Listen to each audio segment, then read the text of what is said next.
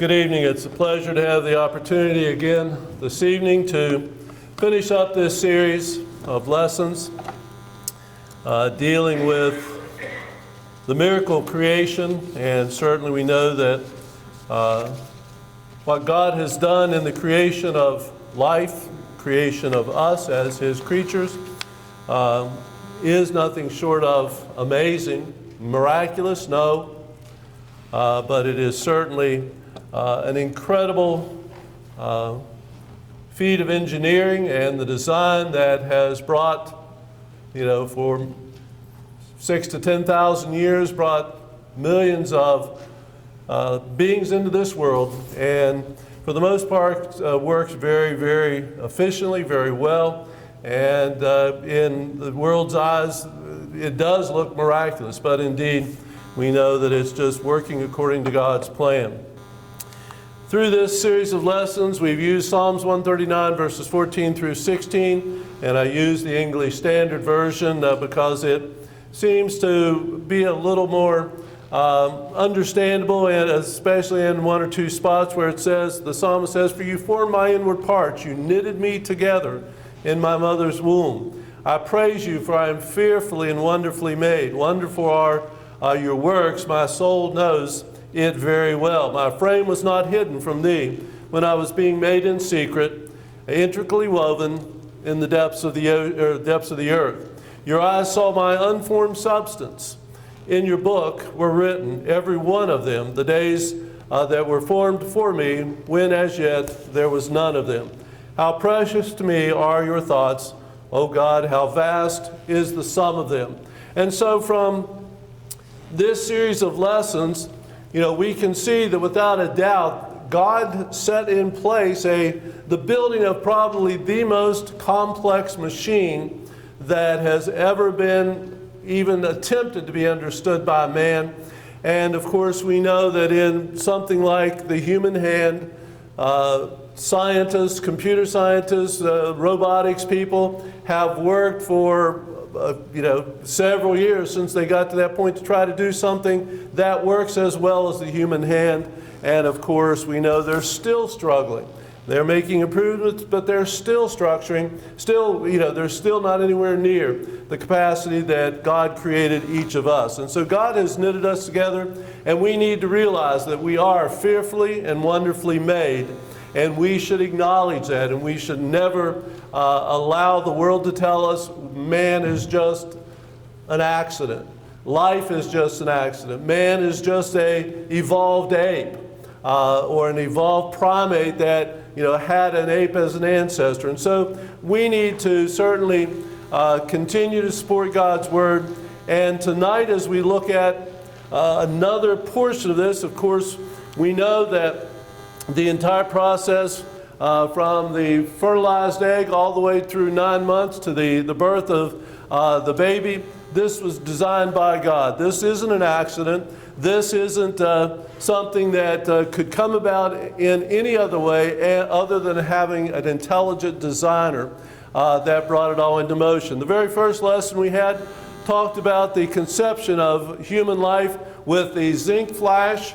When fertilization occurs and that flash of light moves across the surface of the egg as it's fertilized, and then the presence of the mathematical formula which is seen in all of nature, the Fibonacci sequence found on the surface of the egg being visible as that fertilization occurs. And that process in and of it by itself is an amazing process. Then on the second lesson, we went to 1 Corinthians chapter 12, verse 18.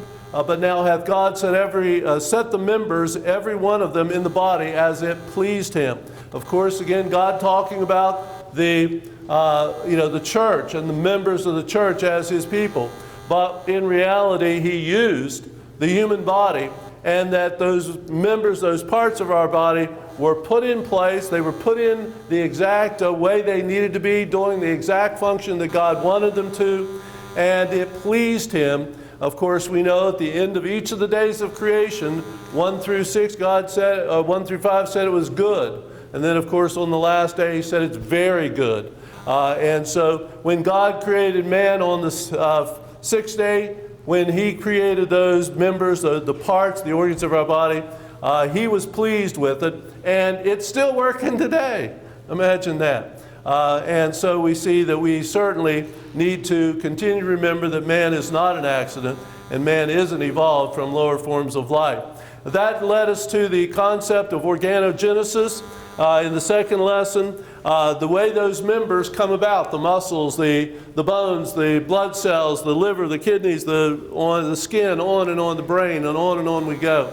And we talked about just a little bit this structure called a gastrula, and really tonight what we're going to be talking about basically depends on the specialized cells that occur just at the time that the egg, the fertilized egg, which has now become a blastocyst, a ball of cells, and as it comes down and joins into the uterus, it actually starts to grow into the uterine wall. Of course, that's where God designed us to spend the next basically 9 months developing there and giving the proper time and the nutrients necessary for us to grow into those organs, for members of our body, for it to grow the way they need to be able to function when we were born. And so this structure is made up of specialized cells, and don't let the names, some of these words can get kind of messy. These are specialized cells because they are undifferentiated. That means they haven't become what they're going to become. Some of the cells in here are going to become bone cells. Some of them are going to become brain cells. Some of them are going to become muscles, and on and on and on and on. So the number of cells that come from the cells of this gastrula, is really a phenomenal feat. The engineering is just incredible. As we look at those, those cells, they have to have, obviously, a food supply. They have to have a way to get the nutrients that they need to form those trillions of cells, which will become the fully matured baby as it's born. And in order to do that, those cells, which are called pluripotent stem cells, and I'll put it up there so you can see, what did he say? But those cells can become every type of cell in the body. Remember, when we started out, we were one single cell. The DNA, the genetic material inside that single cell, had the entire set of instructions for how to make every single part of our body. Even the placement of our hairs on our head are determined by that. Ask some of the Everson family members, right? Male pattern baldness was endemic in that family, and I've got a younger brother that has some of those genes, just as bald as he can be, all right? And so down to the very placement of hairs on our head is determined by that DNA that came from the mother and the father, and of course then began to divide, becoming 2, 4, 6, 8, or 2, 4, 8, 16, 32, and so on, until it became a round ball of cells. The blastula then became the gastrula, which implants in the uterus. Well, you have to have nutrients in order to do that. You have to have raw materials. I don't care what you're building, whether you're building a house, right, Jeff? When Jeff and Stanley and Bob built the walk, they had to figure out what they needed, how much lumber do we need, how many bags of concrete, what size lumber, etc. And they had to figure all that out. And then we still had to go back 3 or 4 times, but that happens too. Well, in the case of the food supply, the nutrient supply for the baby, there are 2 ways that God has designed this to happen.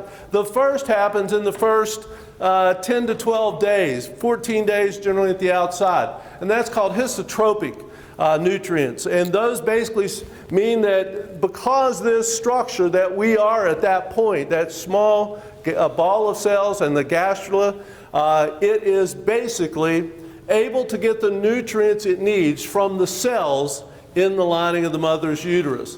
And that histo means cell, so it's not a big, I often say if you learn a little bit of Greek and Latin, you can, about half of the words in science will define themselves.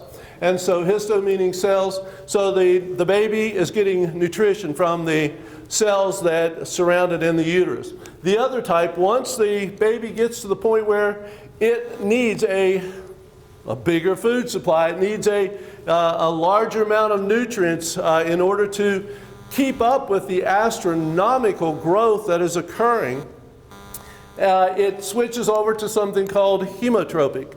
Hemo meaning, well, blood, all right?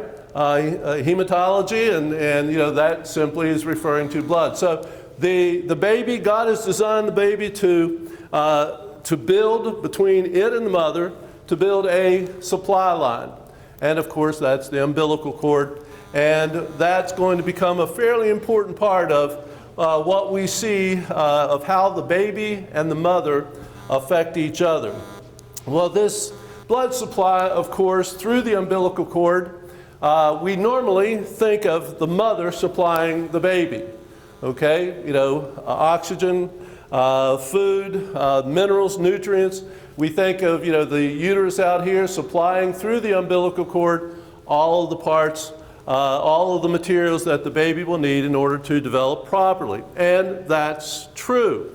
But part of this process is there is also movement from the baby back into the mother.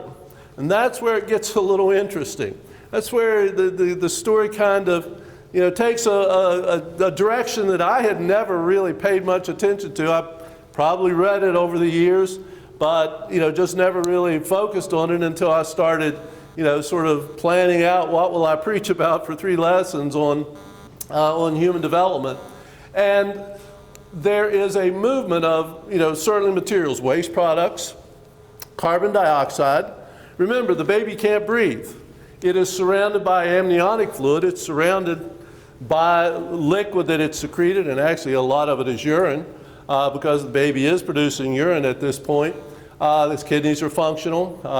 And so it's in that amniotic fluid, so it can't get rid of waste products that normally for an adult would kill them. If we surround ourselves with carbon dioxide instead of an oxygen mixture of these gases, it will kill us. We'll die of suffocation.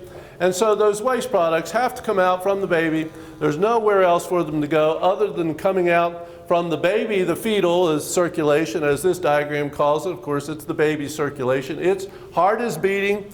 It's fully formed. All the organs are there. All the organs are functioning. They're just all now growing to reach the adult stage that's necessary for life. And then, of course, the mother's circulation. So the baby's blood and the mother's blood don't normally intermix. There is normally no, it's like a barrier. There's a barrier here. The baby's blood comes up and comes close to the mother's blood. Mother's blood comes up, comes close to the baby's blood, and the nutrients, the food, the minerals that are necessary, the building materials coming this way, and the waste products going the other way.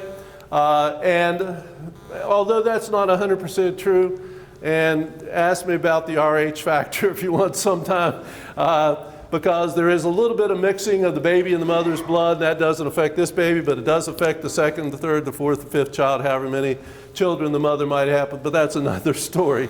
It's another whole lesson on the RH factors in human reproduction. But so this process this is the hemotropic nutrient supply. So we've got blood in the baby and blood in the mother, and they're exchanging the materials, the things necessary to supply the baby with everything it needs. Now, besides just the minerals, the oxygen, the other things that the baby needs, and other than waste products from the baby to the mother, there are cells that cross that barrier. All right? Producing a condition that geneticists call chimerism. So what is this, okay? It sounds kind of, strange, but a chimera or, chimerism is a genetic term for a single organism, a single living thing composed of cells of different genotypes. That means different sets of instructions, different DNA, different blueprint. And so inside this one organism, there are two sets of information that that function inside the body. Animal chimeras can be produced by a fusion of 2 or more embryos. Yes, scientists have wondered what happens if you take 2 of those round balls of cells, the blastula, and you push them together. Remember, at that point, they're pluripotent stem cells. That means they're cells that can become virtually anything. That's what that word means, and we'll get there in a few minutes. And push them together, what happens? Well, they now have found out that you can have a single living thing, like a mouse, that has 8 parents. It has 8 parents, 8 sets of genes that were pushed together in that, and that sounds like a monster. Well, back in the early 60s, there was a book, a science fiction book that was written about that concept. What types of animals are similar enough that you could push them together and you could create some pretty freakish looking things. And so animal chimeras, but they do occur naturally. That's an important thing too. So they occur naturally, or they can be artificially produced. And it occurs, chimerism, or this chimera, which is a mixture of 2 living things, can happen in lots of different things, not just in humans. Well, what are some of the characteristics of these cells that can do this? These cells can originate from various cell lines. In other words, going back to those 3 cell layers, the endoderm, ectoderm, and mesoderm that form the gastrula, from those 3 layers, and they exhibit stem cells. And a stem cell, again, is one of those that's a blank slate. It's a blank slate because it can become almost whatever its instructions tell it to become.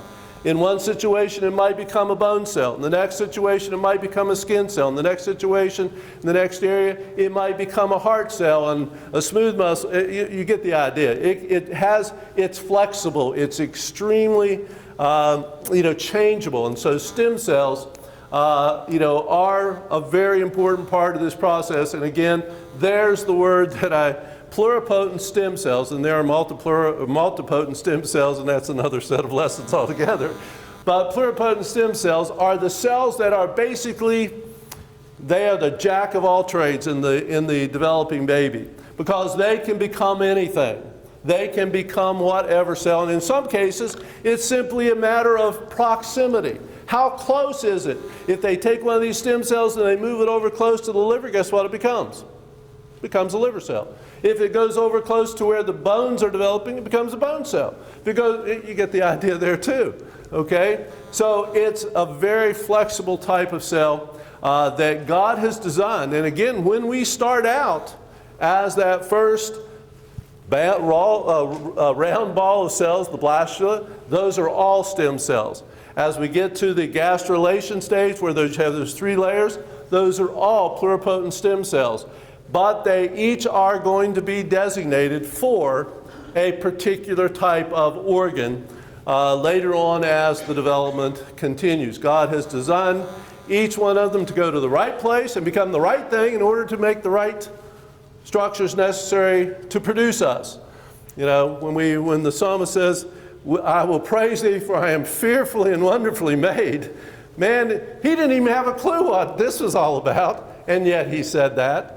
Now, shouldn't we, conversely, think, wow, knowing what, is really, and this is not the full depth of the understanding of this. And I can guarantee we don't know everything there is to know yet. The more we study, the more we learn. The more answers, or the more questions we answer, the more questions we have about, what God has done. Okay, so here's the pluripotent stem cells diagram that shows us. Up here again was the fertilized egg, the 8-cell stage. Each one of those is a pluripotent stem cell. It can become anything. Then it becomes the blastocyst, and from there, then it develops nerve cells, muscle cells, blood cells, bone cells, and right on down the line. So that's the concept of this pluripotent stem cell. They're the ones that scientists have found move from the mother into the baby, or the baby into the mother. And this has some profound effects, as we'll see as we move on. Here's an example. These are chimeras. All right? You see the canary over here? It's kind of an odd, even for my color vision, that's kind of an odd color variation. Half of its body is blue, and half of its body is green or yellow. Again, I don't see green very well, so don't accuse me of not knowing my colors. I don't. All right. This is two parents. That, if you studied the DNA, the blueprint that makes that canary, you would find that it has two completely different types of DNA in it. One that causes this collar feathers and one that causes this collar feathers. This cat with the brown, the black, the white, and the variations of the collar that it shows is three parents, three eggs. Those combine to cause that collar pattern. So that is a naturally occurring chimera. That is a naturally occurring situation that happens whenever in the uterus during development, two of those embryos merge together, okay, to produce. Well, it's not normal, but it's still a bird. It's still a canary. I don't know if canaries sing. I think they do. Canaries sing, or a cat is going to purr and do what a cat does, even though it has three parents. And so chimeras occur in mice, cats, dogs, sheep, goats, and birds, and virtually every other living thing when you get right down to it. So it's a very common situation that God has allowed to happen. Could God have structured all of this so that there was never any possibility? Well, God can do whatever He wants. God's all-powerful. Okay, He set this in motion. I'm sure He could set in motion, the exact thing that would prevent this chimera situation from happening. But, certainly does give some variety to life, doesn't it, when you look at these kinds of things. Well, the idea that instead of whole masses of cells going in, like in the case of the canary or the cat, when you get just a small number of cells, it's called micro. Micro meaning small. Okay, and again, that's not a hard thing. Microscope looks at small things. So microchimerism is the presence of small number of cells that are just genetically distinct. That means they're completely different from each other, from those of the host individual. And so inside of a host, inside of something that's alive, there are cells that are not part of the genetic makeup, the blueprint for how they were to be made. They're from somebody else or something, another living thing. And so most people are born with a few genetically identical cells to their mother. Okay, so every one of us at some point had cells that came from our mother. All right? And the proportion of these cells go down, especially in healthy individuals, the older we get. So they're kind of filtered out over time. Early on in the process of development and when the baby is born, there are going to be a larger number of these maternal cells. And again, that's called microchimerism as opposed to just chimerism, which is referring to like a huge number of cells that cause very distinct differences. The most common form of microchimerism is fetal cell. That means that from the baby to the mother, cells from the fetus pass through the placenta. Again, remember that passageway, that hemotropic nutrient supply is normally for the movement of waste products, carbon dioxide, urea, and other waste products that need to be taken out of the baby's environment. But at the same time, there are some of those pluripotent stem cells, those cells that can become anything. And they establish cell lineages. That means they set up shop inside of mom. Now, the interesting part comes about after giving birth, between 50 and 75% of all mothers carry a fetal immune cell line. They are literally carrying a group of cells that came from the baby. Remember, the baby and the mother are two completely different individuals because the baby has DNA, half of which came from dad. The other half came from mom. They're completely different genetically structured beings, okay? Babies aren't part of the mother's body. We shoot down abortion right there. We destroy it completely because it is genetically completely different from the mother. And so microchimerism, in the case of fetal cell microchimerism, simply has a relatively small number of cells going from the mother to the baby. Maternal immune cells are also found in the offspring. So we have the other situation going the other way. We have maternal fetal microchimerism. And we know that for about the first 6 months after birth, babies don't get sick. Again, why? They have the immunity. They have cells, immune cells that came from the mother, giving them the ability to fight those diseases off. And then after about 6 months, the immune cells start to wear off in the baby from the mother, and the baby starts to get runny nose, croup, and all these other things until it builds up its own immune system. And so we see them going that way. So what we've got then is fetal maternal microchimerism. You see the blue dots and the red dots. The blue dots are mom cells. The red dots are the baby cells, okay? Right now, they normally remain isolated. But during the process of development, that blood supply from the mother through and the baby through the umbilical cord moves some of those cells. Now, this may be a little hard to follow, was for me. Okay, we have mom and dad. Dad's over there. He doesn't do anything with this. He's just sort of stuck out there by himself. He's worthless at this point. All right? The maternal cells, from the mother. Baby number 1 and baby number 2.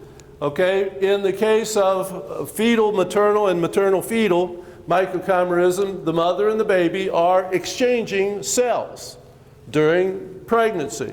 They're changing, a group of cells, and so in the mother, there are going to be cells from the baby. In the baby, there are going to be cells from the mother. And that combination, leads to unique situations, as we'll see in a minute. Well, then when baby number 2 comes along, or 3 or 4 or 5, or in my case 7, okay, then you've got cells from every one of those successive babies that went into the mother that were then passed off to offspring number 2. So baby number 2 actually has mother cells and baby number 1 cells, all right? And so it really becomes, talk about all in the family. Okay, man, it's all in the family whenever we have cells from all of our siblings inside of us, in many cases for life. All right? Well, human transfer, or cell transfer, or microchimerism, again, we talked about mother down here, baby up here. So that's the maternal fetal microchimerism. So you get this connection. But it gets interesting. You ever heard the stories about 2 identical twins separated at birth? Never knew each other, never knew they had a twin, and grow up in different environments. Somehow they find out that they were a twin, there was somebody that was identically like them. And when they finally get together, they find out they like the same kind of music, they like the same kind of food, they have similar, even how they pick things up are identical, okay?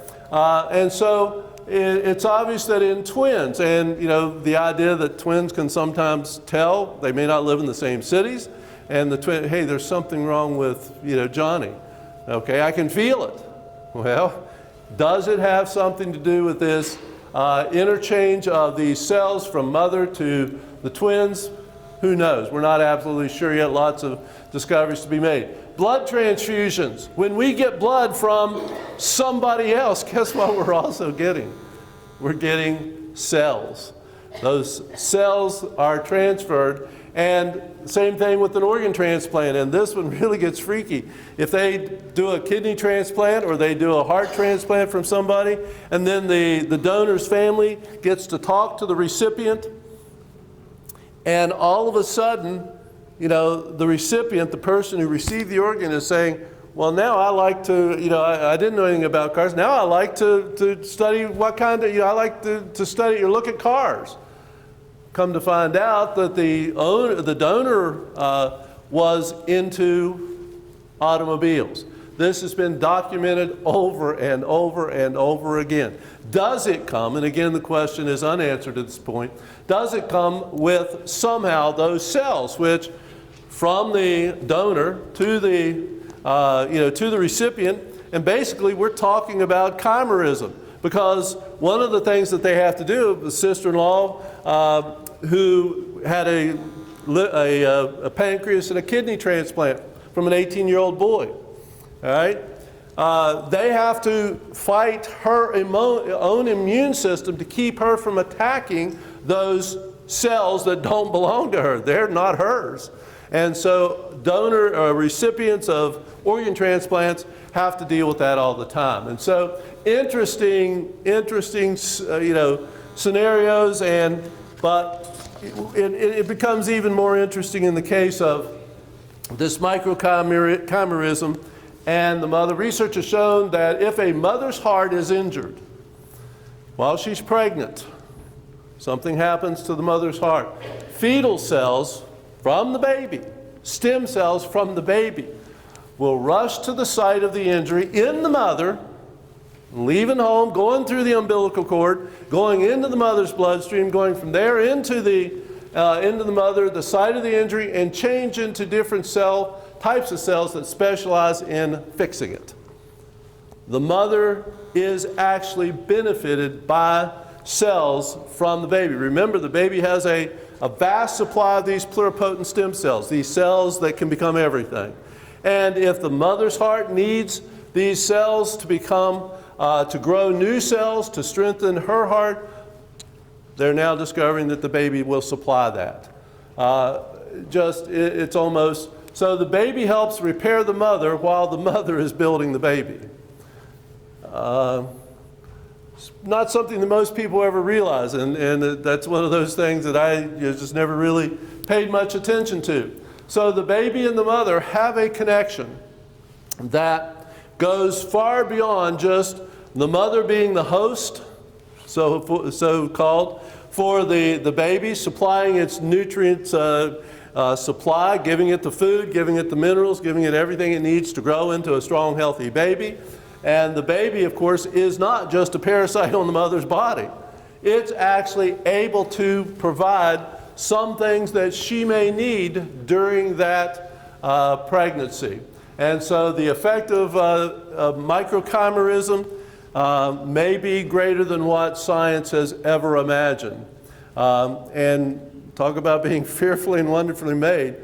Stop and think about, the effect that baby has as it's developing if the mother needs that kind of assistance. In human sciences, scientists have identified chimeric cells in many maternal organs: kidneys, livers, spleens, lungs, heart, and brain. They have found these cells from the baby in each one of the mother's organs. It's really kind of, although their numbers steeply decline postpartum, in other words, after the baby's born, women can harbor them for decades after they have given birth. And so those cells continue to remain in the mother's body. And the question is, well, how did they come about to find this? And it happened, my understanding is, from what I've researched, they were doing blood tests and thought they had gotten, well, let's just throw this slide up here, something called the vanishing twin syndrome. And this is a whole lesson. I'm not going into this at all tonight. But here's the idea that they did blood tests on an individual, and it came back one blood type. It was run a few days later again and came back as another blood type. And the doctors at the hospital, somebody messed up. We got the blood samples mixed up. They repeated it, found 2 different types of blood in that same individual. And what had happened, again, this is called tetragametic chimerism. Like I said, it always gets more complex. 4 sets of chromosomes involved, 2 mothers and 2 fathers. And they end up in the same individual. And this apparently happens pretty frequently. It's not completely unheard of, in modern medicine, that they do an ultrasound of a developing pregnancy. There are 2 fetuses, there are 2 babies. And then a month later, they do it again, and there's only 1. Okay? And it appears that in some cases, the vanishing twin was absorbed by the sibling. Okay? And so it's really, like I said, this is a type of chimerism. And again, how does God work all that out? Were there 2 souls? I'm glad God's the judge. I'm glad God knows what He's doing with these kinds of situations. But it's interesting that we have this effect between the parents and the offspring, or the mother and the offspring, the baby, and she can help it. Obviously, provides everything that the baby needs in order to grow and develop into a healthy, mature baby. But the baby can also then supply to the mother. And they've identified that in many cases, diseases or medical problems that the mother has while she's pregnant go away. Well, where'd they go? The baby was supplying the cells that the mother needed to solve that problem, at least while the baby was still present in the uterus. While the baby was still developing in the womb, the baby was supplying what the mother needed to be cured from whatever disorder, disease she was suffering with. The baby's born, that source of first aid or fix is now gone, and the disease comes back.